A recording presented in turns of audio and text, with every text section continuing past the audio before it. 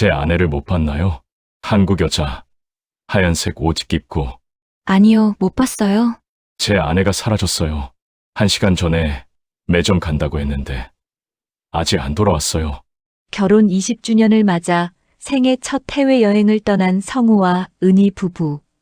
동남아의 한 휴양지 호텔에서 로비 사진을 찍고 방으로 올라가던 그 순간까지만 해도 모든 것이 평범했습니다. 하지만 은희가 잠깐 매점에 다녀올게요라며 엘리베이터에서 내린 후 그녀는 영원히 돌아오지 않았습니다. 1시간, 2시간이 지나도 소식이 없었죠. 호텔 직원들은 방으로 들어온 기록도 밖으로 나간 기록도 없다며 시큰둥했고 현지 경찰은 가출일 것이라며 형식적인 조사만 했습니다. 그렇게 성우의 8년간 지옥 같은 여정이 시작됐습니다. 회사에서 해고당하고 집까지 압류당하면서도 아내를 찾겠다는 일념 하나로 버텨왔죠. 그런데 8년 후 우연히 본 다큐멘터리에서 충격적인 장면을 목격합니다. 과연 성우는 사라진 아내의 진실을 밝혀낼 수 있을까요? 그 끔찍한 8년 동안 은희에게는 무슨 일이 일어났던 것일까요? 당신의 마음을 어루만지는 이야기. 때로는 아픔이, 때로는 기쁨이, 때로는 믿기 어려운. 가슴 뭉클한 우리 주변의 진짜 이야기. 누군가에게는 소중한 추억이 될 이야기들을 끝까지 들어보시기 바랍니다. 이야기 시작하기 전 무료 버튼인 구독과 좋아요 한번 눌러주시면 저에게 큰 힘이 됩니다. 혹시 이 이야기 어디에서 듣고 계신가요? 지역 이름이나 장소를 댓글로 남겨주시면 감사한 마음으로 인사드리겠습니다. 감사합니다. 이야기 시작합니다. 서울 강남구의 작은 아파트 거실에서 박성우가 여행 가이드북을 펼쳐놓고 있었습니다. 50이 넘은 나이에도 여전히 단정한 모습을 유지하고 있는 성우의 얼굴에는 설렘이 가득했어요. 회사 부장직을 맡고 있는 그에게는 보기 드문 표정이었습니다. 여보, 정말 가는 거예요? 부엌에서 김치찌개 끓이는 냄새와 함께 김은희의 목소리가 들려왔어요. 48살의 은희는 동네에서 작은 반찬 가게를 운영하며 살림을 꾸려나가고 있었습니다. 새벽 5시부터 일어나 반찬을 만들고 저녁 늦게까지 가게 정리를 하는 바쁜 나날들이었죠. 그럼요. 결혼 20주년인데 이번만큼은 우리 둘만 생각합시다. 성우가 가이드북을 덮으며 미소 지었습니다. 사실 이 여행을 계획하기까지는 많은 고민이 있었어요. 아이들 대학 등록금에, 은희의 가게 운영비에, 매달 빠듯한 가계부를 들여다볼 때마다 여행은 사치처럼 느껴졌거든요. 지난 한 달 동안 성우는 인터넷을 뒤져가며 가장 저렴한 패키지 상품을 찾아다녔습니다. 회사에서 점심시간에도 몰래 여행사 홈페이지를 들여다보곤 했어요. 같은 부서 김대리가 부장님, 요즘 뭘 그렇게 열심히 보세요? 하고 물어볼 때마다 황급히 화면을 바꾸느라 바빴죠. 하지만 돈이 아까워요. 가게도 며칠 닫아야 하고. 은희가 앞치마를 두른 채 거실로 나왔습니다. 그동안의 고생이 묻어나는 손등에는 설거지와 요리로 인한 상처들이 여기저기 보였어요. 하지만 눈빛만큼은 여전히 청춘 시절의 그 맑음을 간직하고 있었습니다. 은희는 마음 한편으론 여행을 간절히 원하고 있었어요. 매일 반복되는 일상에서 벗어나고 싶은 마음이 굴뚝 같았거든요. 새벽에 일어나 반찬을 준비하고 손님들 응대하고 저녁에는 다음 날 장보기까지 하루하루가 똑같은 패턴의 연속이었습니다. 성우가 은희의 손을 잡았습니다. 여보, 20년 동안 나 고생 많았지? 결혼할 때 약속했잖아요. 행복하게 살자고. 그런데 우리 언제 둘만의 시간을 가져봤어요? 맞는 말이었어요. 결혼 후 첫째 아이가 태어나면서부터 줄곧 아이들과 생활비 걱정에 매여 살아왔으니까요. 큰 아이 대학 입학할 때는 등록금 마련하느라 밤잠을 설쳤고 둘째 아이 고등학교 다닐 때는 학원비가 부담스러워 은희가 반찬 가게를 시작했죠. 기억나요? 신혼 때 제주도라도 가자고 했는데 결국 못 갔잖아요. 성호의 목소리에는 미안함이 섞여 있었습니다. 그때도 돈이 부족해서 여행을 포기했던 기억이 생생했어요. 대신 서울 근교 펜션에서 하루 보내는 것으로 만족해야 했죠.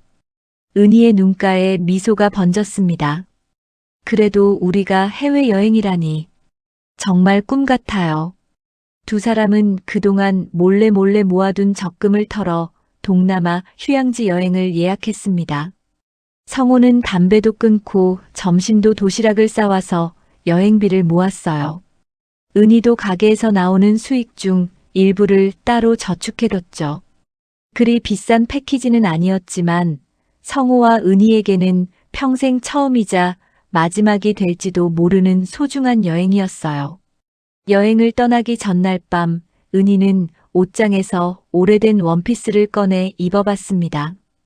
결혼 전에 입던 하늘색 원피스였는데 아직도 몸에 맞았어요. 거울 앞에 선 자신의 모습을 보며 수줍게 웃었습니다. 여보, 어때요? 너무 촌스럽나요? 성호가 넥타이를 매다 말고 은희를 바라봤습니다.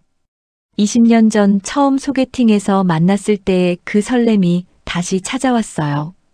그때 은희는 이 하늘색 원피스를 입고 있었거든요. 아직도 20살 같아요. 정말 예뻐요. 다음 날 아침 인천공항으로 향하는 택시 안에서 두 사람은 손을 꼭 잡고 있었습니다. 창밖으로 지나가는 서울의 풍경을 바라보며 은희가 조용히 말했어요. 성호 씨, 고마워요. 이런 날이 올 줄 몰랐어요. 나도 고마워요. 그동안 혼자 힘든 일 많이 참아줘서. 공항에 도착한 성호와 은희는 출국 수속을 밟으며 설레는 마음을 감출 수 없었습니다. 체크인 카운터에서 받은 탑승권을 보며 실감이 났어요. 여권에 찍힌 출국 도장을 보면서 은희는 가슴이 두근거렸습니다. 비행기에 올라 창가 자리에 앉은 은희는 구름 위로 펼쳐진 풍경을 신기해하며 연신 감탄했습니다. 와, 정말 구름 위에 있네요. 성호도 아내의 즐거워하는 모습을 보니 마음이 뿌듯했어요. 기내에서 제공된 기내식을 먹으며 두 사람은 여행 계획에 대해 이야기했습니다. 호텔에서 수영도 하고 마사지도 받고 은희의 목소리에는 기대감이 가득했어요. 몇 시간 후 따뜻한 동남아의 공항에 내린 두 사람은 여행사 가이드를 따라 호텔로 향했습니다. 택시 창문으로 보이는 이국적인 풍경들, 야자수가 늘어선 도로, 형형색색의 간판들이 마치 영화 속 한 장면처럼 느껴졌어요. 여보, 진짜 외국이에요. 우리가 정말 여기 와 있는 거죠? 은희의 들뜬 목소리에 성호도 웃음이 나왔습니다. 드디어 시작된 그들만의 특별한 시간이었어요. 2014년 봄 동남아의 한 휴양지 호텔. 성호와 은희가 도착한 곳은 야자수가 늘어선 해변가의 중급 호텔이었습니다. 로비에 들어서자 에어컨 바람과 함께 이국적인 향이 코끝을 스쳤어요. 체크인을 마친 두 사람은 설렘을 감추지 못하고 있었습니다. 우와, 정말 멋져요. 바다가 바로 보이네요. 은희가 호텔 로비 창문 너머로 보이는 푸른 바다를 가리키며 환성을 질렀습니다. 성호도 아내의 기뻐하는 모습을 보니 그동안 모아온 돈이 아깝지 않았어요. 카운터 직원이 건넨 룸키를 받아들며 미소 지었습니다. 로비에서 사진 한 장 찍을까요? 성호가 휴대폰을 꺼내들자 은희가 부끄러워하며 손사래를 쳤습니다. 에이, 창피해요. 하지만 마음속으론 기뻤어요. 결혼 후 이렇게 둘만의 사진을 찍어본 게 언제였나 싶었거든요. 로비 소파에 나란히 앉은 두 사람은 마치 신혼부부처럼 어색하면서도 행복해했습니다. 성우가 셀프 카메라를 켜자 은희가 수줍게 웃으며 포즈를 취했어요. 하나, 둘, 셋. 찰칵. 20년 만에 찍는 두 사람만의 기념 사진이었습니다. 방에 올라가서 짐 정리하고 좀 쉴까요? 성호가 가방을 들며 말했습니다. 엘리베이터를 타고 7층으로 올라가는 동안 은희는 거울에 비친 자신의 모습을 살펴봤어요. 여행용으로 새로 산 화장품을 발라서인지 얼굴이 화사해 보였습니다. 룸키로 문을 열자 깨끗하게 정리된 트윈 베드룸이 나타났습니다. 발코니 너머로는 수영장과 바다가 한눈에 들어왔어요. 은희가 발코니 문을 열자 따뜻한 바닷바람이 불어왔습니다. 여보, 정말 좋아요. 꿈 같아요. 두 사람은 짐을 정리하며 앞으로의 일정에 대해 이야기했습니다. 내일은 시내 관광을 하고 모레는 해변에서 하루 종일 쉬기로 했어요. 성호가 가져온 여행 가이드북을 펼치며 가볼 만한 곳들을 체크했습니다. 시차 때문에 조금 피곤했지만 두 사람은 호텔 주변을 둘러보기로 했어요. 로비로 내려가는 엘리베이터 안에서 은희가 말했습니다. 잠깐 매점 들를게요. 물도 사고 과자도 좀 사올게요. 금방 따라갈게요. 그럼 나는 앞서 방에 가서 샤워할게요. 너무 늦지는 말고요. 성호가 미소 지으며 은희의 어깨를 토닥였습니다. 1층에서 내린 은희를 보며 성호는 다시 7층으로 올라갔어요. 방에 들어가 샤워를 하고 나니 시원했습니다. 수건으로 머리를 닦으며 은희가 언제 올까 기다렸어요. 30분이 지났지만 은희는 돌아오지 않았습니다. 매점에서 뭘 그렇게 오래 고르나? 성호가 혼잣말을 하며 발코니로 나가 아래쪽을 내려다봤어요. 하지만 은희의 모습은 보이지 않았습니다. 1시간이 지나자 성호는 불안해지기 시작했습니다. 휴대폰으로 은희에게 전화를 걸었지만 연결되지 않았어요. 국제 로밍이 제대로 안 되는 건지 아니면 다른 이유 때문인지 알 수 없었습니다. 이상하네. 매점이 그렇게 클 리도 없는데. 성호가 옷을 다시 입고 로비로 내려갔습니다. 매점을 찾아가 보니 현지 직원 한 명이 카운터에 앉아 있었어요. 성호가 어설픈 영어로 물어봤습니다. 제 아내 못 봤나요? 한국 여자, 하늘색 옷 입고. 직원이 고개를 저었습니다. 아니요, 못 봤어요. 성호의 가슴이 쿵 떨어졌습니다. 매점은 그리 큰 곳이 아니었거든요. 금방 다녀올 수 있는 거리였는데 은희가 여기까지 오지 않았다는 얘기였습니다. 성호는 호텔 로비 곳곳을 찾아다녔습니다. 카페, 레스토랑, 심지어 화장실까지 다 둘러봤지만 은희는 어디에도 없었어요. 프런트 데스크로 가서 직원에게 물어봤습니다. 제 아내가 사라졌어요. 1시간 전에 매점 간다고 했는데 아직 안 돌아왔어요. 호텔 직원은 시큰둥한 표정으로 대답했습니다. 아마 쇼핑하러 나가신 것 같은데요. 관광객들이 자주 그래요. 아니에요. 제 아내는 절대 그런 사람이 아니에요. 말도 안 하고 혼자 나갈 리 없어요. 성호의 목소리가 높아졌지만 직원들은 별로 관심 없어 하는 표정이었습니다. 이런 일이 처음이 아니라는 듯 시큰둥했어요. 밤 10시가 넘어도 은희는 돌아오지 않았습니다. 성호는 호텔 주변을 다 뒤졌지만 흔적조차 찾을 수 없었어요. 현지 경찰서에 신고를 하려 했지만 언어 소통이 안 돼서 답답했습니다. 다음 날 아침 성호는 한국어를 할 줄 아는 현지 가이드를 수소문해서 찾아갔습니다. 가이드의 도움으로 경찰서에 실종 신고를 했어요. 하지만 경찰의 반응은 시큰둥했습니다. 아마 가출한 것 같은데요. 외국인 부부들이 종종 그래요. 말이 안 됩니다. 제 아내는 절대 그럴 사람이 아니에요. 성호가 소리를 질렀지만 경찰은 형식적인 조서만 받고 끝이었습니다. 호텔로 돌아가 직원들에게 다시 물어봤지만 똑같은 대답만 돌아왔어요. 방으로 들어온 기록도 없고 밖으로 나간 기록도 없습니다. CCTV 확인을 요청했지만 시스템 오류로 그날 영상이 없다는 말만 들었습니다.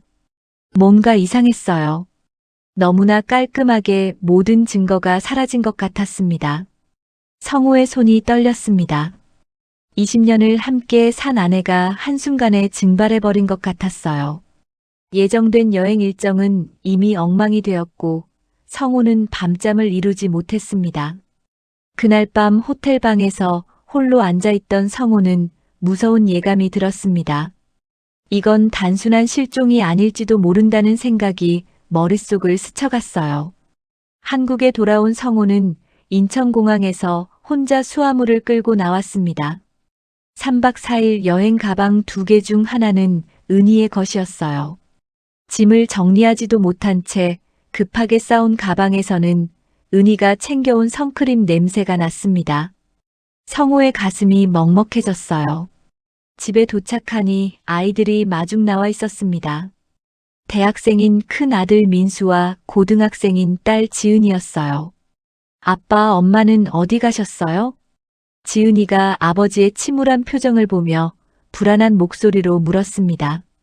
성호는 아이들에게 어떻게 설명해야 할지 막막했어요. 20년을 함께 산 아내가 외국 호텔에서 사라졌다는 사실을 어떻게 받아들여야 할지 자신도 모르겠는데 하물며 아이들에게는 어떻게 말할 수 있을까요? 엄마가 잠깐 볼 일이 있어서. 성호의 말끝이 흐려졌습니다. 민수가 아버지의 표정을 보더니 심각한 일이 일어났다는 걸 눈치챘어요. 아빠, 정확히 무슨 일이에요? 결국 성호는 아이들에게 사실을 털어놓을 수밖에 없었습니다. 엄마가 호텔 매점에 간다고 했다가 사라졌다고 현지 경찰에 신고했지만 별다른 진전이 없다고 말이에요. 아이들의 얼굴이 창백해졌습니다. 다음 날 성호는 출근을 했습니다. 하지만 집중할 수가 없었어요. 회의 시간에도 멍하니 앉아있기만 했고 보고서를 작성하다가도 자꾸 은희 생각이 났습니다. 부장님 괜찮으세요? 얼굴이 안 좋아 보이는데. 김 대리가 걱정스러운 목소리로 물었습니다. 성호는 대충 시차 때문이라고 둘러댔어요. 아직 회사 사람들에게 이런 일을 털어놓기가 어려웠거든요. 점심시간에 성호는 외교부에 전화를 걸었습니다. 해외에서 한국인이 실종됐을 때 어떤 절차를 밟아야 하는지 알아보려고 했어요. 담당자는 친절하게 설명해줬지만 결국 현지 경찰 수사에 의존할 수밖에 없다는 답변이었습니다. 현지 대사관에 연락해서 협조를 요청해보세요. 하지만 강제할 수는 없어서. 성호는 답답했습니다. 관료적인 절차만 있을 뿐 실질적인 도움은 기대하기 어려웠어요. 곧바로 현지 대사관에 전화를 걸었지만 시차 때문에 연결이 안 됐습니다. 며칠 후 회사에서 성호에 대한 소문이 돌기 시작했습니다. 동료들이 수군거리는 소리가 귓가에 들렸어요. 부장님, 아내가 가출했다던데. 돈 때문에 도망간 거 아냐? 요즘 경기가 안 좋으니까. 해외여행 가서 바람 피운 거 아닐까? 성호의 주먹이 저절로 쥐어졌습니다. 20년을 함께 산 아내에 대해 이런 식으로 추측하는 사람들이 원망스러웠어요. 은희가 얼마나 성실하고 가정적인 사람인지 그들은 몰랐습니다. 성호 씨, 힘내세요. 아마 연락 올 거예요. 과장이 위로의 말을 건넸지만 성호에게는 공허하게 들렸어요. 시간이 지날수록 불안감만 커져갔습니다. 성호는 스스로 나서기로 결심했습니다. 저녁에 집에 돌아와 인터넷을 뒤지며 현지 변호사 사무실을 찾았어요. 영어로 이메일을 보내 도움을 요청했습니다. 번역기를 돌려가며 간절한 마음으로 편지를 썼어요. 며칠 후 현지 변호사로부터 답장이 왔습니다. 사건을 맡을 수 있지만 비용이 만만치 않다는 내용이었어요. 성호는 주저하지 않고 송금을 했습니다. 은희를 찾기 위해서라면 돈이 문제가 아니었거든요. 변호사를 통해 호텔 기록을 입수하려고 시도했지만 쉽지 않았습니다. 현지 법규와 절차가 복잡했고 호텔 측에서도 비협조적이었어요. 성우는 매일 변호사와 이메일을 주고받으며 진전을 기다렸습니다. 한국 경찰서에도 찾아갔습니다. 국제수사 협력을 요청할 수 있는지 알아봤어요. 담당 형사는 성의껏 들어주긴 했지만 현실적인 한계가 있다고 말했습니다. 해외 사건은 저희가 직접 수사할 수 없어서요. 현지 경찰이 움직여줘야 하는데. 몇 주가 지나자 변호사로부터 충격적인 소식이 전해졌습니다. 은희가 사라진 그 호텔에서 과거에도 비슷한 사건들이 있었다는 거예요. 외국인 관광객, 특히 여성들의 실종 사건이 몇 차례 있었다고 했습니다. 더 놀라운 건 그 호텔 주변에 인신매매 루머가 돌고 있다는 사실이었어요. 현지에서도 소문으로만 떠돌 뿐 공식적으로 수사된 적은 없다고 했습니다. 성우의 온몸에 소름이 돋았습니다. 설마 은희가 그런 일을 당한 건 아닐까요? 상상만으로도 끔찍했어요. 변호사님, 그럼 제 아내도 아직 확실하지 않습니다. 하지만 가능성을 배제할 수는 없어요. 성우는 그날 밤 잠을 이룰 수 없었습니다. 은희가 어딘가에서 고통받고 있을지도 모른다는 생각에 가슴이 찢어질 것 같았어요. 회사에서도 성우의 상태는 점점 나빠졌습니다. 업무에 집중하지 못하고 중요한 회의에서도 딴 생각을 하곤 했어요. 상사들의 눈총을 받기 시작했습니다. 박 부장, 개인 사정 때문에 업무에 소홀하면 안 되지 않나? 부장은 냉정하게 말했지만 성우에게는 가혹하게 들렸어요. 아내가 사라진 상황에서 일에만 매달릴 수는 없었거든요. 성우는 점점 고립되어 가고 있었습니다. 주변 사람들은 시간이 지나면 체념할 거라고 생각했지만 성우의 마음은 더욱 간절해질 뿐이었어요. 성우는 모든 재산을 털어 사설 탐정을 고용하기로 결심했습니다. 인터넷을 뒤져 국제 사건을 전문으로 하는 탐정 사무소를 찾았어요. 상담 비용만 해도 적지 않았지만 은희를 찾기 위해서라면 무엇이든 할 준비가 되어 있었습니다. 탐정님, 제발 제 아내를 찾아주세요. 서울 강남의 한 빌딩에 자리한 탐정 사무소에서 성우는 간절한 목소리로 부탁했어요. 중년의 탐정 이 소장은 성우가 가져온 자료들을 꼼꼼히 살펴봤습니다. 호텔 주변에 인신매매 루머가 있다면서요? 이건 단순한 실종 사건이 아닐 가능성이 높습니다. 이 소장의 말에 성우의 가슴이 철렁 내려앉았습니다. 마음 한구석에서 품고 있던 최악의 시나리오가 현실이 될 수도 있다는 얘기였어요. 비용은 얼마나 들까요? 현지 조사까지 포함하면 적어도 3천만 원은 필요할 것 같습니다. 성우는 주저없이 고개를 끄덕였습니다. 그동안 모아둔 적금과 퇴직금, 심지어 집을 담보로 대출까지 받아서라도 은희를 찾아야겠다고 다짐했어요. 2달 후 탐정으로부터 첫 번째 보고가 왔습니다. 성우는 떨리는 마음으로 사무소를 찾았어요. 부인과 비슷한 체형의 한국인 여성이 국경을 넘는 걸 봤다는 목격 증언이 있습니다. 이 소장이 현지에서 찍어온 흐릿한 사진을 보여줬습니다. 뒤쪽 모습이라 얼굴은 보이지 않았지만 체형과 머리 길이가 은희와 비슷해 보였어요.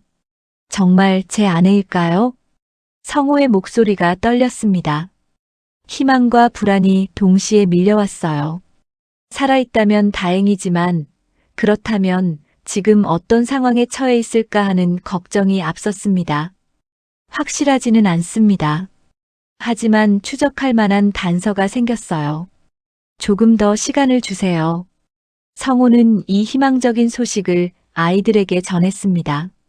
민수와 지은이도 처음으로 밝은 표정을 지었어요.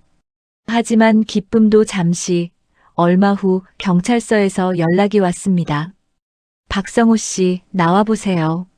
아내분 사건 관련해서 결론이 났습니다.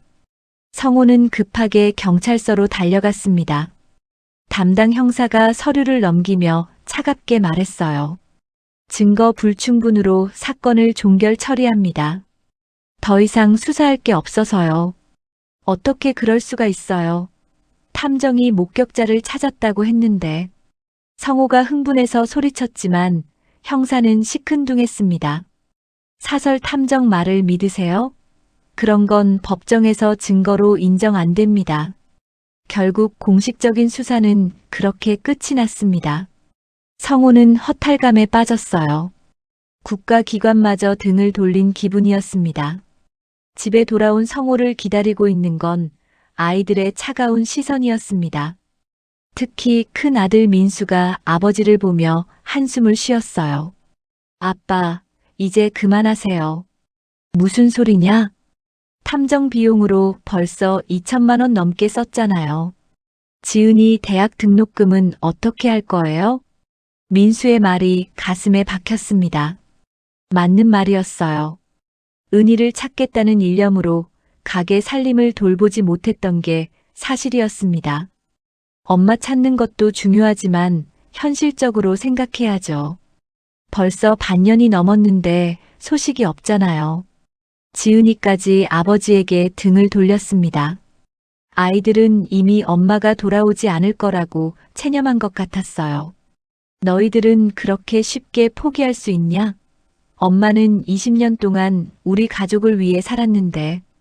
성호가 목소리를 높였지만 아이들은 돌아서 버렸습니다. 집안 분위기는 점점 차가워져만 갔어요. 회사에서도 상황은 나아지지 않았습니다. 성호의 업무 실수가 잦아지자 상사들의 불만이 커졌어요. 박 부장, 이번 프로젝트 완전히 망쳤네요. 클라이언트가 화났어요. 죄송합니다. 다시 수정하겠습니다. 성호가 사과했지만 이미 신뢰는 떨어질 대로 떨어진 상태였습니다. 동료들도 성호를 피하기 시작했어요. 점심시간에도 성호는 혼자 먹었습니다. 예전에는 함께 식사하던 동료들이 자리를 피하곤 했거든요. 성호의 고립은 더욱 심해졌습니다. 어느 날 저녁 성호는 혼자 술을 마시고 있었습니다. 소주병이 이미 2병째였어요. 머릿속이 어지러웠지만 은희 생각만은 더욱 선명해졌습니다. 은희야, 미안해. 내가 지켜주지 못해서. 성호가 혼잣말을 중얼거리며 눈물을 흘렸습니다. 이런 모습을 아이들에게 보이고 싶지 않아 늦은 시간까지 집에 들어가지 않았어요. 술에 취해 비틀거리며 집에 돌아온 성호를 본 아이들은 실망한 표정을 감추지 못했습니다. 아빠, 이러시면 안 돼요. 민수가 아버지를 부축하며 말했지만 성호는 제대로 듣지 못했어요. 술 냄새를 풍기며 침대에 쓰러졌습니다. 그렇게 몇 달이 더 지났습니다. 탐정으로부터는 별다른 소식이 없었고 성호의 정신 상태는 점점 나빠져만 갔어요. 하지만 성호는 포기할 수 없었습니다. 어느 날 밤 은희의 사진을 보며 다시 한번 다짐했어요. 은희야, 내가 어딘가 살아있다면 내가 끝까지 찾아낼 거야. 아무리 오래 걸려도 말이야. 성호의 눈에는 여전히 희망의 불씨가 남아 있었습니다. 주변 사람들이 모두 등을 돌려도 성호만은 은희를 기다리고 있었어요. 창밖으로 내리는 비를 바라보며 성호는 생각했습니다. 앞으로 더 큰 시련이 기다리고 있을지도 모르지만 절대 포기하지 않겠다고 말이에요. 2017년 성호에게 최악의 순간이 찾아왔습니다. 회사에서 불러달라는 연락을 받고 인사과로 향하는 성호의 발걸음이 무거웠어요. 예감이 좋지 않았습니다. 박성호 부장님 앉으세요. 인사과장의 표정이 심각했습니다. 책상 위에는 성호의 인사 파일이 놓여 있었어요. 부장님, 회사 입장에서는 정말 어려운 결정이었습니다만 성호의 가슴이 쿵 떨어졌습니다. 이미 무슨 말을 할지 알 것 같았어요. 개인 사정으로 업무에 지장을 주신 점, 그리고 최근 몇 개월간의 실적을 종합적으로 검토한 결과 권고사직을 요청드립니다. 과장님, 제가 다시 정신 차리고 열심히 하겠습니다. 한 번만 기회를 주세요. 성호가 간절히 부탁했지만 인사과장은 고개를 저었습니다. 이미 결정된 사항입니다. 퇴직금은 규정에 따라 지급하겠습니다. 성우는 15년간 다닌 회사에서 그렇게 쫓겨나다시피 나왔습니다. 회사 동료들은 성우를 동정하는 듯한 시선으로 바라봤지만 아무도 나서서 말리지 않았어요. 집에 돌아온 성우를 맞은 건 아이들의 차가운 침묵이었습니다. 민수가 먼저 입을 열었어요. 아빠, 회사에서 잘렸다면서요? 이미 소문 다 났어요. 성우는 고개를 들 수 없었습니다. 가장으로서의 체면이 완전히 무너진 기분이었어요. 지금 집도 담보대출 때문에 위험하다면서요? 우리 어떻게 살아가요? 지은이의 원망 섞인 목소리에 성우의 가슴이 찢어질 것 같았습니다. 은희를 찾겠다는 일념으로 가족들을 돌보지 못했던 자신이 원망스러웠어요. 며칠 후 은행에서 연락이 왔습니다. 대출 연체로 인해 집이 경매에 넘어간다는 통지서였어요. 성우는 온몸에 힘이 빠졌습니다. 이제 정말 끝이구나. 모든 게 무너져 내렸습니다. 직장도 집도 심지어 가족들의 신뢰까지 잃어버렸어요. 성우는 며칠 동안 집에서 나오지 않았습니다. 그런데 일주일 후 탐정 이 소장으로부터 갑작스런 연락이 왔습니다. 성우 씨, 급한 소식이 있어요. 당장 사무소로 오세요. 성우는 마지막 희망을 품고 탐정 사무소로 달려갔습니다. 이 소장의 표정이 예사롭지 않았어요. 호텔 지하실에서 비밀 통로가 발견됐습니다. 정말요? 그럼 제 아내도? 성우의 목소리가 떨렸습니다. 3년 만에 들은 가장 희망적인 소식이었어요. 현지 제보자가 보낸 자료입니다. 호텔 개보수 공사 중에 지하에서 숨겨진 통로를 발견했다고 해요. 그런데 이상한 건 곧바로 공사가 중단됐다는 겁니다. 이 소장이 현지에서 보내온 사진들을 보여줬습니다. 희미한 사진이었지만 분명히 지하 통로 같은 구조물이 보였어요. 제가 직접 가봐야겠어요. 성우는 주저없이 말했습니다. 마지막 남은 돈을 털어서라도 현지로 가야겠다고 생각했어요. 하지만 돈이 상관없어요. 집도 어차피 넘어가는데 뭐가 아깝겠어요. 성우는 항공료를 마련하기 위해 마지막 남은 물건들까지 팔았습니다. 은희가 아껴두던 장신구, 결혼 반지까지 처분했어요. 비행기에 오른 성우의 마음은 복잡했습니다. 희망과 절망이 교차했어요. 만약 이번에도 허탕을 친다면 정말 모든 게 끝날 것 같았습니다. 현지에 도착한 성우는 곧바로 그 호텔로 향했습니다. 3년 전 은희와 함께 왔던 그 호텔이었어요. 로비는 예전 그대로였지만 성우에게는 악몽의 장소였습니다. 비밀 통로를 확인하고 싶어요. 성우가 호텔 직원에게 말했지만 돌아온 건 차가운 거절이었습니다. 그런 건 없습니다. 공사도 없었고요. 분명히 있다고 했는데요. 성우가 목소리를 높였지만 직원들은 모르는 일이라며 잡아댔어요. 심지어 보안 요원까지 나타나서 성우를 저지했습니다. 성우는 현지 경찰서로 향했습니다. 탐정이 제공한 자료를 들고 진실을 밝혀달라고 요청했어요. 그런 기록은 없습니다. 돌아가세요. 경찰의 반응도 똑같았습니다. 마치 모든 게 조작된 것처럼 일사불란했어요. 성우는 등골이 오싹했습니다. 뭔가 거대한 권력이 이 사건을 덮고 있구나. 성우는 직감했습니다. 단순한 실종 사건이 아니라 더 큰 조직이 개입되어 있다는 걸 말이에요. 하지만 혼자서는 어떻게 할 수 없었습니다. 현지에서 일주일을 머물렀지만 성과는 없었습니다. 오히려 수상한 사람들이 성우를 미행하는 것 같았어요. 위험을 감지한 성우는 서둘러 한국으로 돌아왔습니다. 한국에 돌아온 성우를 기다리고 있는 건 더욱 절망적인 현실이었습니다. 집은 이미 경매로 넘어갔고 아이들은 친척 집에 머물고 있었어요. 아빠, 이제 정말 그만하세요. 우리도 살아야 해요. 민수가 아버지를 보며 울먹였습니다. 대학교도 휴학하고 아르바이트를 하고 있었어요. 성호는 고시원 작은 방에 혼자 들어 앉았습니다. 전 재산을 털어도 은희의 흔적조차 찾을 수 없었어요. 거울에 비친 자신의 모습은 완전히 초라해졌습니다. 은희야, 미안해. 너를 지켜주지 못해서. 혹시 내가 날 원망하고 있는 건 아닐까? 성호는 자책에 빠졌습니다. 자신 때문에 은희가 위험에 빠진 건 아닌지, 자신이 더 조심했다면 이런 일이 일어나지 않았을 텐데 하는 후회가 밀려왔어요. 술로 하루하루를 버텼습니다. 편의점에서 산 소주를 마시며 은희와의 추억을 떠올렸어요.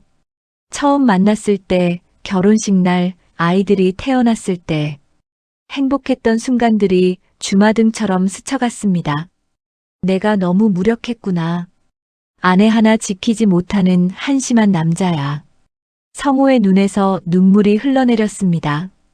모든 걸 잃고 나니 자신이 얼마나 작은 존재인지 깨달았어요. 밤마다 악몽에 시달렸습니다. 은희가 어딘가에서 자신을 부르는 꿈, 도움을 요청하는 꿈을 꾸곤 했어요. 꿈에서 깨면 현실이 더욱 절망적으로 느껴졌습니다. 2017년 겨울, 성호는 인생의 밑바닥에 있었습니다. 가족도, 돈도, 희망도 모든 걸 잃었어요. 하지만 가슴 깊은 곳에서는 여전히 은희에 대한 그리움이 꺼지지 않고 있었습니다.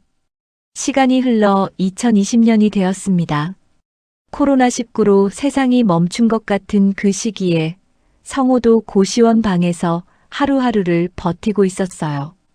편의점 야간 아르바이트로 근근히 생활하며 6년째 은희를 기다리고 있었습니다. 성호의 외모는 많이 변해 있었어요. 머리는 반백이 되었고 얼굴에는 깊은 주름이 패였습니다. 하지만 눈빛만큼은 여전히 살아 있었어요. 은희에 대한 그리움과 희망이 그를 버티게 해주는 유일한 힘이었습니다. 어느 날 밤 편의점에서 야간 근무를 마치고 돌아온 성호는 중고로 산 낡은 노트북을 켰습니다. 요즘 들어 인터넷에서 해외 인권 단체들의 활동을 찾아보는 게 일과가 되었어요. 혹시나 하는 마음으로 말이죠. 오늘도 별다른 소식이 없겠지.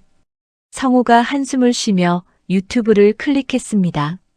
추천 영상 목록을 훑어보던 중 한 개의 다큐멘터리 제목이 눈에 들어왔어요.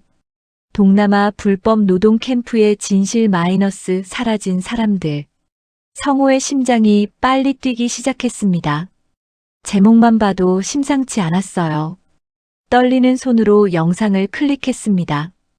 영상이 시작되자 충격적인 장면들이 펼쳐졌습니다. 동남아 정글 깊숙한 곳에 숨겨진 불법 노동 캠프의 모습이었어요. 여러 국적의 사람들이 강제로 일을 하고 있었고 그 중에는 동양인 여성들도 많이 보였습니다. 이 캠프에서는 인신매매로 끌려온 사람들이 강제 노동에 시달리고 있습니다. 나레이터의 목소리가 들리는 가운데 카메라는 한 여인의 모습을 잠시 비췄어요. 뒤에서 찍힌 장면이라 얼굴은 보이지 않았지만 성호는 온몸에 전율이 일었습니다. 저 사람. 성호가 화면에 더 가까이 다가갔습니다. 여인의 체형, 걸음걸이, 심지어 머리를 묶는 방식까지 모든 게 은희와 똑같아 보였어요. 은희야, 정말 너야? 성호의 목소리가 떨렸습니다. 6년 동안 수없이 봤던 은희의 뒷모습이 눈앞에 있는 것 같았어요. 영상을 다시 돌려서 그 장면을 반복해서 봤습니다. 여인이 고개를 살짝 돌리는 순간이 있었어요. 옆 얼굴이 잠깐 보였는데 성호는 확신했습니다. 분명히 은희였어요. 여보, 정말 맞지? 당신이잖아. 성호는 눈물을 흘리며 화면을 만졌습니다. 6년 만에 본 아내의 모습이었어요. 비록 초라하고 야윈 모습이었지만 살아있다는 것만으로도 감격스러웠습니다. 성호는 즉시 그 다큐멘터리를 제작한 국제구호단체를 찾아봤습니다. 인권을 위한 국제연대라는 단체였어요. 새벽 시간임에도 불구하고 이메일을 보냈습니다. 제발 도와주세요. 영상에 나온 여성이 제 아내일 것 같습니다. 성호는 온 밤을 새워 은희의 사진과 사라진 경위를 정리해서 보냈어요. 간절한 마음이 담긴 긴 편지였습니다. 며칠 후 단체에서 답장이 왔습니다. 담당자는 김현정이라는 한국계 활동가였어요.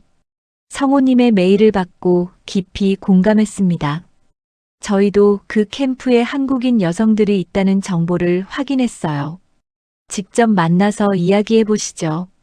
성호는 기쁨에 떨었습니다. 드디어 은희를 찾을 수 있는 실질적인 도움을 받을 수 있게 된 거였어요. 며칠 후 서울에서 김현정 활동가를 만났습니다. 40대 초반의 차분한 여성이었는데 눈빛이 진지했어요. 성호님, 솔직히 말씀드리면 쉽지 않은 일이에요. 그 캠프는 현지 조직이 운영하는 곳이라 접근이 매우 어렵습니다. 그래도 방법이 있지 않을까요? 6년 동안 기다렸어요. 성호의 간절한 목소리에 김현정이 고개를 끄덕였습니다. 저희 단체에서 현지 정부와 협력해서 구출 작전을 펼칠 계획이에요. 하지만 시간이 오래 걸릴 수 있어요. 시간은 상관없어요. 제발 도와주세요. 그날부터 성호는 새로운 희망을 품고 살았습니다. 편의점 일을 하면서도 김현정과 지속적으로 연락을 주고받았어요. 구출 작전에 필요한 자료들을 정리하고 은희의 신상 정보를 상세히 제공했습니다. 몇 달 후 성호는 변화된 자신을 발견했습니다. 예전처럼 술에 의존하지 않게 되었고 몸도 한결 건강해졌어요. 은희를 다시 만날 날을 준비하기 위해서였습니다. 은희야, 조금만 더 기다려. 이번엔 정말로 널 구해낼 거야. 성호는 매일 밤 은희의 사진을 보며 다짐했습니다. 이번에는 국제구호단체와 함께 하니까 희망이 있었어요. 아이들과도 연락을 다시 시작했습니다. 오랫동안 등을 돌렸던 민수와 지은이에게 엄마를 찾았다는 소식을 전했어요. 아빠, 정말요? 엄마가 살아계세요? 지은이의 목소리에 기쁨이 섞여 있었습니다. 민수도 처음으로 아버지를 믿어주는 눈빛을 보냈어요. 이번엔 확실해. 아빠가 꼭 엄마를 데리고 올게. 성호는 가족들에게 약속했습니다. 6년 만에 다시 찾은 희망이었어요. 김현정으로부터 정기적으로 진척 상황을 들었습니다. 현지 정부와의 협상이 진행 중이고 국제 언론의 관심도 높아지고 있다는 소식이었어요. 성호님, 조만간 좋은 소식이 있을 것 같아요. 현지에서 캠프 위치를 정확히 파악했거든요. 성호는 매일이 설레고 기다려졌습니다. 6년 동안의 어둠 터널 끝에 드디어 빛이 보이기 시작한 거였어요. 밤에는 은희와 다시 만날 날을 상상하며 잠들었습니다. 많이 변했을 은희를 어떻게 맞아야 할지, 무슨 말을 먼저 해야 할지 생각했어요. 여보, 오래 기다렸지? 이제 집에 가자. 성호는 그 말을 수백 번도 넘게 연습했습니다. 곧 현실이 될 그날을 위해서 말이에요. 2022년 3월 김현정으로부터 드디어 그 연락이 왔습니다. 성호님, 내일 작전이 시작됩니다. 현지 경찰과 국제구호팀이 합동으로 캠프를 급습할 예정이에요. 성호는 전화를 받는 순간 온몸이 떨렸습니다. 8년을 기다린 그 순간이 드디어 온 거였어요. 정말로요? 제가 갈 수는 없을까요? 위험해서 민간인은 불가능해요. 하지만 작전 즉시 연락드릴게요. 성고는 그날 밤 한잠도 이루지 못했습니다. 고시원 방에서 뒤척이며 시계만 쳐다봤어요. 현지 시간으로 새벽 5시에 작전이 시작된다고 했는데 한국 시간으로는 오전 7시였습니다. 새벽부터 휴대폰을 붙들고 기다렸어요. 평소보다 시간이 더디게 흘러가는 것 같았습니다. 8년 동안 품어온 간절함이 이 순간에 모두 쏟아지는 기분이었어요. 은희야, 오늘 정말 널 만날 수 있을까? 성우가 은희 사진을 보며 중얼거렸습니다. 사진 속 은희는 여전히 환하게 웃고 있었지만 지금은 어떤 모습일지 상상하기 어려웠어요. 오전 9시경 김현정으로부터 첫 번째 소식이 왔습니다. 작전이 시작됐어요. 현지 특수부대가 캠프에 진입했습니다. 성우는 가슴이 터질 것 같았습니다. 드디어 시작된 거였어요. 휴대폰을 꽉 쥔 채 다음 연락을 기다렸습니다. 1시간 후 두 번째 연락이 왔어요. 성우님, 캠프를 완전히 장악했어요. 지하 비밀 통로에서 불법 인신매매 조직이 검거됐습니다. 그럼 제 아내는요? 은희는 있나요? 성우의 목소리가 떨렸습니다. 가장 중요한 건 은희였어요. 확인 중이에요. 구조된 사람들이 많아서 시간이 좀 걸려요. 성우는 안절부절 못했습니다. 방 안을 이리저리 걸어다니며 연락을 기다렸어요. 이 순간이 8년 기다림의 결론이 될 거였습니다. 오후 2시 김현정으로부터 결정적인 연락이 왔어요. 성우님, 찾았어요. 은희님을 찾았어요. 성우는 그 순간 무릎이 꺾여 주저앉았습니다. 기쁨과 안도감이 동시에 밀려왔어요. 정말요? 정말 제 아내가 맞나요? 사진으로 확인했어요. 분명히 은희님이에요. 지금 의료진이 응급처치를 하고 있어요. 성우의 눈에서 눈물이 쏟아졌습니다. 8년 만에 듣는 가장 아름다운 소식이었어요. 상태는 어때요? 많이 다쳤나요? 신체적으로는 큰 부상은 없어요. 하지만 정신적 충격이 심한 것 같아요. 오랫동안 끔찍한 환경에 있었거든요. 김현정의 말에 성우의 가슴이 찢어질 것 같았습니다. 8년 동안 은희가 얼마나 고생했을지 상상만으로도 괴로웠어요. 제가 갈 수 있나요? 당장 비행기 타고 갈게요. 일단 응급치료가 끝나면 한국으로 이송할 예정이에요. 조금만 더 기다리세요. 성고는 즉시 아이들에게 연락했습니다. 민수야, 지은아, 엄마를 찾았다. 정말요? 정말 엄마가 살아계신다고요? 지은이의 목소리에 기쁨과 눈물이 섞여 있었어요. 민수도 말없이 울고 있는 것 같았습니다. 엄마가 곧 한국으로 돌아와. 우리 다시 가족이 될 수 있어.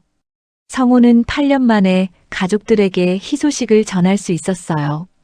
사흘 후 김현정으로부터 은희가 한국으로 출발한다는 연락을 받았습니다. 성우는 인천공항으로 달려갔어요. 8년 전 혼자 돌아왔던 그 공항에서 이제는 은희와 함께 나올 수 있게 된 거였습니다. 공항 도착 게이트 앞에서 기다리는 시간이 영원처럼 느껴졌어요. 성우의 심장은 8년 전 신혼여행을 떠날 때보다 더 빨리 뛰고 있었습니다. 승객 여러분, 동남아에서 출발한 항공편이 도착했습니다. 공항 안내방송이 들렸을 때 성우는 숨을 멈췄습니다. 게이트 문이 열리고 승객들이 하나둘 나오기 시작했어요. 성우는 눈을 크게 뜨고 한 명 한 명을 살펴봤습니다. 그때 휠체어에 앉은 한 여인이 의료진과 함께 나왔어요. 야윈 얼굴에 짧아진 머리, 초라한 옷차림이었지만 성우는 한눈에 알아봤습니다. 은희야. 성우가 달려갔습니다. 휠체어에 앉은 여인이 고개를 들었어요. 8년이라는 세월의 흔적이 역력했지만 그 눈빛만큼은 여전히 성우가 사랑했던 그 눈이었습니다. 성우 씨, 정말 당신이에요? 은희의 목소리는 쉬어 있었지만 성우에게는 세상에서 가장 아름다운 소리였어요. 여보, 나야. 성우야. 8년 동안 기다렸어. 성우가 은희의 손을 잡았습니다. 깡마른 손이었지만 따뜻했어요. 살아있다는 게 믿어지지 않을 만큼 감격스러웠습니다. 미안해요. 걱정 끼쳐서. 은희가 눈물을 흘리며 말했어요. 성호도 울음을 참을 수 없었습니다. 미안하긴 내가 지켜주지 못해서 미안하지. 이제 괜찮아. 집에 가자. 8년 만에 재회였습니다. 세월의 무게가 두 사람 사이에 느껴졌지만 사랑은 여전했어요. 의료진의 설명에 따르면 은희는 오랫동안 강제 노동에 시달렸고 정신적 트라우마가 심각한 상태였어요. 회복에는 오랜 시간이 걸릴 거라고 했습니다. 하지만 성호에게는 중요하지 않았어요. 8년을 기다렸는데 더 기다리는 게 뭐가 어렵겠습니까? 여보, 천천히 회복해. 내가 곁에 있을게. 성호의 말에 은희가 희미하게 웃었습니다. 8년 만에 보는 은희의 미소였어요. 공항에서 나오는 성호와 은희를 민수와 지은이가 기다리고 있었습니다. 8년 만에 다시 모인 가족이었어요. 은희가 한국으로 돌아온 지 6개월이 지났습니다. 병원에서의 치료와 상담을 통해 조금씩 회복되고 있었지만 8년간의 상처가 쉽게 아물지는 않았어요. 성호는 매일 병원을 찾아 은희 곁을 지켰습니다. 오늘은 어때요? 좀 나아졌어요? 성호가 조심스럽게 물었습니다. 은희는 여전히 말수가 적었고 때로는 갑자기 불안해하곤 했어요. 밤에는 악몽에 시달려 깨어나는 일이 잦았습니다. 괜찮아요. 조금씩 좋아지고 있어요. 은희의 목소리는 여전히 작았지만 예전보다는 안정되어 보였어요. 담당 정신과 의사는 시간이 약이라고 했습니다. 충분한 사랑과 인내가 필요하다고 말이에요. 성호는 은희를 위해 작은 원룸을 얻었습니다. 고시원보다는 나았지만 여전히 넉넉하지 않은 공간이었어요. 하지만 두 사람에게는 궁전 같았습니다. 여보, 기억나요? 신혼 때도 이런 작은 방에서 살았잖아요. 성호가 은희의 손을 잡으며 말했어요. 은희가 희미하게 웃었습니다. 8년 전 그 환한 웃음은 아니었지만 성호에게는 세상에서 가장 아름다운 미소였어요. 민수와 지은이도 자주 찾아왔습니다. 처음에는 어색했지만 시간이 지나면서 조금씩 가족의 정이 되살아났어요. 엄마, 제가 요리 배웠어요. 엄마가 만들어주시던 김치찌개처럼 해봤는데 어때요? 지은이가 정성스럽게 끓인 찌개를 내오며 말했어요. 은희가 한 입 맛보더니 눈물을 흘렸습니다. 맛있어. 정말 맛있어. 8년 동안 먹고 싶었던 집 음식의 맛이었어요. 가족의 사랑이 담긴 그 맛 말이에요. 성호는 편의점 일을 계속하면서 은희의 치료비를 벌었습니다. 힘들었지만 불평하지 않았어요. 8년을 기다렸는데 이 정도는 아무것도 아니었거든요. 어느 날 저녁 은희가 성호에게 말했습니다. 성호 씨, 미안해요. 당신 인생을 망쳐놔서. 무슨 소리예요? 당신이 내 인생의 전부인데. 성호가 은희를 끌어안았습니다. 8년 전보다 훨씬 여위어진 몸이었지만 여전히 소중했어요. 8년 동안 정말 지옥 같았어요. 매일 죽고 싶었어요. 그런데 당신이 찾으러 올 거라는 믿음만이 저를 버티게 해줬어요. 은희의 고백에 성호의 가슴이 미어졌습니다. 그 긴 시간을 혼자 버텨낸 아내가 대견하면서도 안쓰러웠어요. 1년 후 은희의 상태가 많이 안정되었습니다. 의사도 사회 복귀를 권했어요.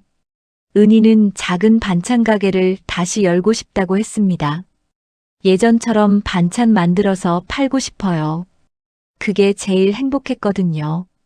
성호는 마지막 남은 돈을 모아 작은 가게 보증금을 마련했습니다. 서울 변두리의 작은 상가였지만 두 사람에게는 희망의 공간이었어요. 은희네 반찬 가게라는 간판을 달던 날 성호와 은희는 감격했습니다. 8년 만에 다시 시작하는 새로운 삶이었어요. 여보, 이제는 우리 다시 시작해요. 천천히 함께. 성호의 말에 은희가 고개를 끄덕였습니다. 아직은 완전히 예전으로 돌아가지 못했지만 조금씩 나아지고 있었어요. 가게 첫날 손님이 별로 없어서 걱정했는데 며칠 지나니 단골들이 하나둘 생겨나기 시작했어요.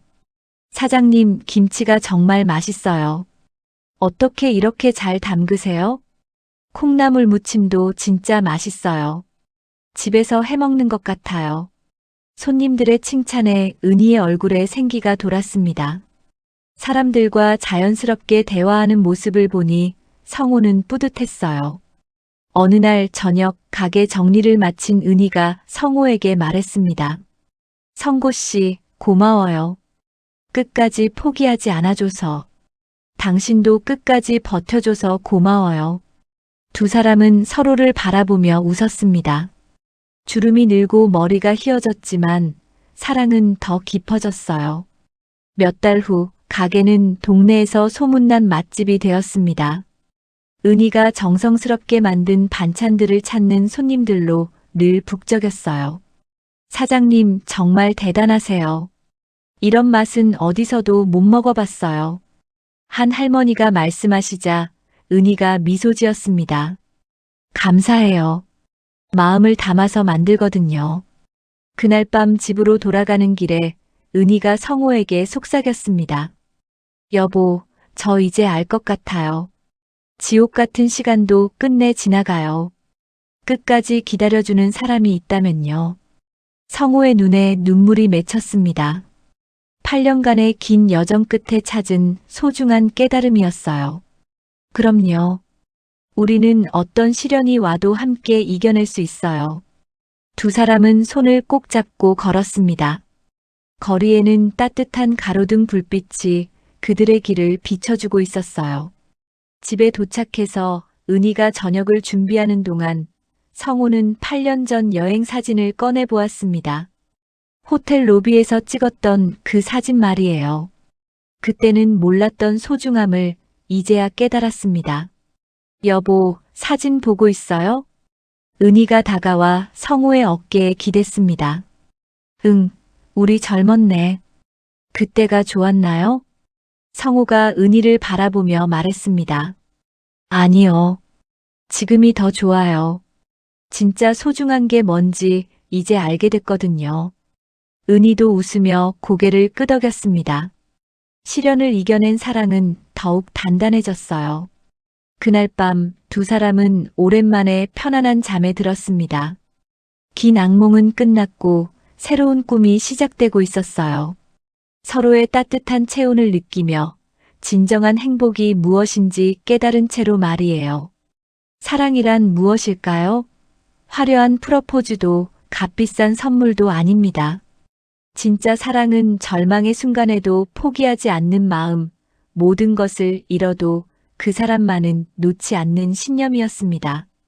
성호와 은희의 이야기는 특별한 사람들의 이야기가 아닙니다. 우리 주변 어디서나 볼 수 있는 평범한 부부의 이야기죠. 하지만 그들이 보여준 사랑의 힘은 결코 평범하지 않았습니다. 8년이라는 시간, 그 긴 기다림 속에서 성호가 배운 것은 사랑의 진정한 의미였어요. 사랑한다는 것은 행복할 때만 함께하는 것이 아니라 절망적인 순간에도 끝까지 믿어주는 것이라고 말이에요. 지금 이 순간에도 어딘가에서는 누군가를 기다리는 사람들이 있을 것입니다. 돌아오지 않는 사람을 그리워하며 희망의 끈을 놓지 않고 버티고 있는 분들 말이에요. 그분들에게 전하고 싶습니다. 사랑의 기적은 포기하지 않는 마음에서 시작된다고요. 아무리 긴 터널이라도 끝은 있고 아무리 깊은 어둠이라도 새벽은 반드시 온다고요. 성호와 은희가 다시 문을 연 작은 반찬 가게에서 오늘도 따뜻한 음식이 만들어지고 있습니다. 그 음식 하나하나에는 8년간의 그리움과 사랑이 담겨 있어요. 때로는 가장 평범한 일상이 가장 큰 기적일지도 모릅니다. 사랑하는 사람과 함께하는 오늘이라는 시간이 얼마나 소중한 선물인지 우리는 너무 늦기 전에 깨달아야 할 것입니다. 오늘의 이야기가 마음에 남으셨다면 구독과 좋아요로 마음을 전해주세요. 어려움을 겪었던 성호와 은희에게도 응원의 댓글 한 줄 부탁드립니다. 항상 건강하시고 행복 가득한 하루 보내시길 바랍니다.